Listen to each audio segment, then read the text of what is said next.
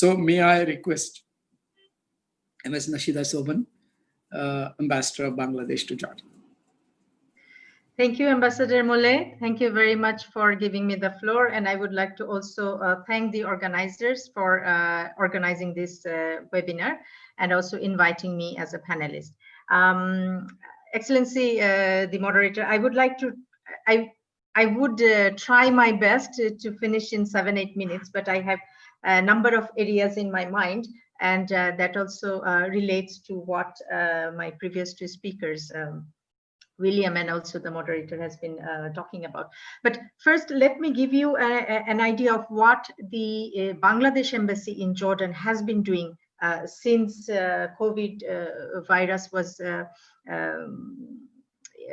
identified in Jordan in last February, end of February.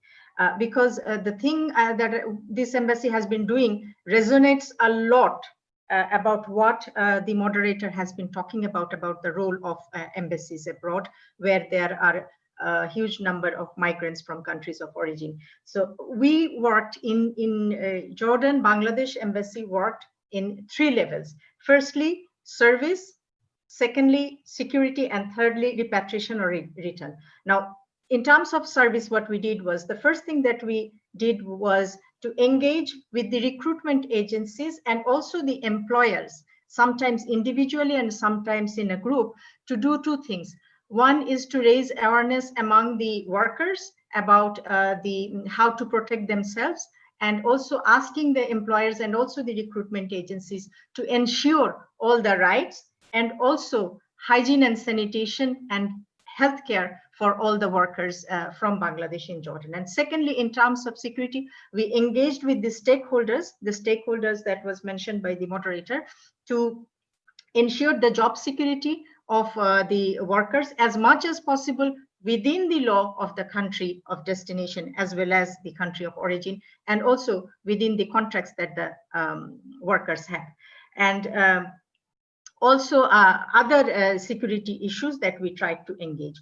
And I missed another thing, that is under the service sector. What we did was we identified the most vulnerable group among the migrants who needed some help, and we tried to distribute, we did distribute some food items and some other items to the most vulnerable and most destitute migrant workers that came from Bangladesh and Jordan.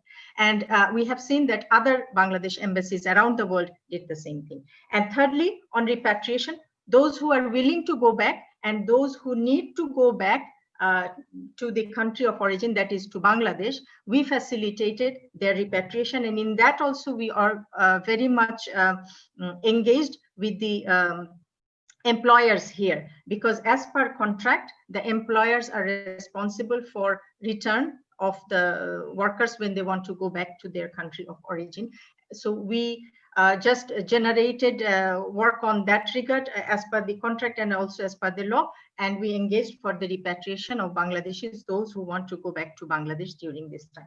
Now, if you look at the very recent, I think as recent as yesterday, the WHO's prediction that the COVID virus is not going to go away very soon. So we have to think about, I think a bit of a long-term situation and what can be done. And here, I listened to the moderator talking about the return and how to reinitiate the circulation of the international migration again, because we now are seeing a lot of travel barriers, a lot of airports are closed, but the thing is that it is also harming both the economy of the country of destination as well as the country of origin, and above all the migrants themselves, if the circulation of migration is barred. So we are trying to also engage with the other stakeholders, the relevant stakeholders in the country of destination, to see how we can restart the circulation of migration. a number of people have gone back, but I hear from the recruitment agencies as recent as yesterday, I had a meeting with the recruitment agencies here in Jordan, and we were talking about the difficulties they are facing. It's not only the recruitment agencies, but basically it is the employers, the factories, the different sectors where they recruit foreign workers or migrant workers, and they are facing a big challenge in that, because a lot of migrant workers who have been recruited cannot come, and also they cannot recruit anymore, but there are vacancies in number of areas and sectors, so they are also taking a look at it. And here we are trying to engage with the relevant stakeholders to see how we can start the circulation process again. Let me talk a little bit about the challenges. William mentioned that there are a huge number of challenges. Now, in terms of challenges, let me, I have chalked down listening to you too.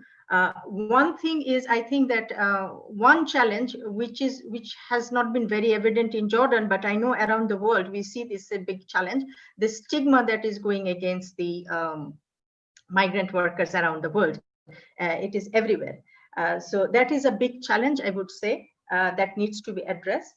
Secondly, a big challenge that we faced in Jordan as well, the communication challenge or the awareness among the migrants themselves, that they need to immediately consult or communicate with their missions, if there is a mission in that country of destination. Like here, we found a number of migrant workers who were not communicating with us, but we needed to outreach a little bit more. That imposes a little more challenge on the side of the embassy, which has a very small capacity, which has very small resources.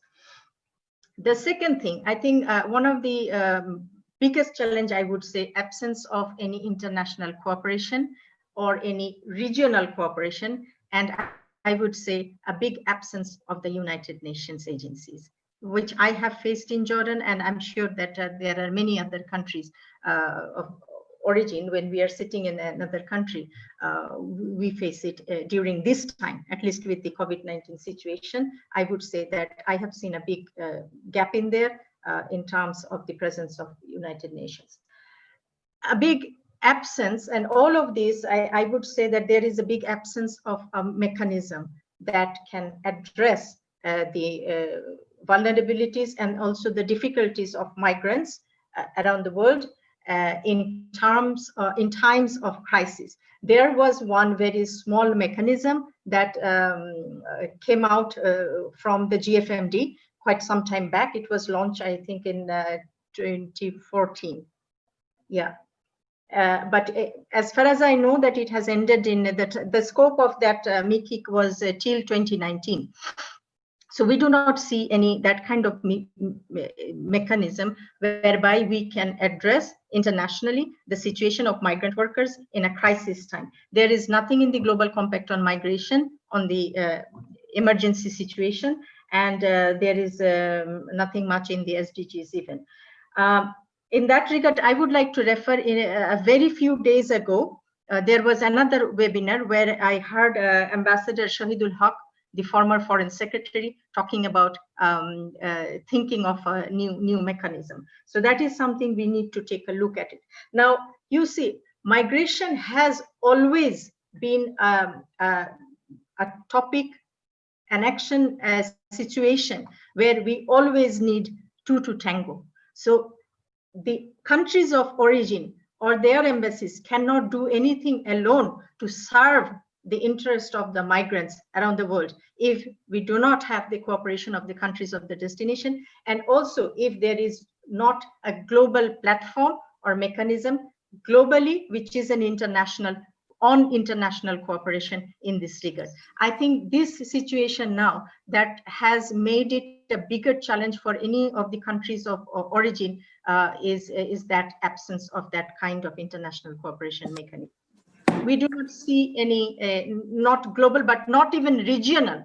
I would say that I tried a little bit to talk to about the other countries of origins from our region, which belong to... Ambassador, just half a minute left. Thank you.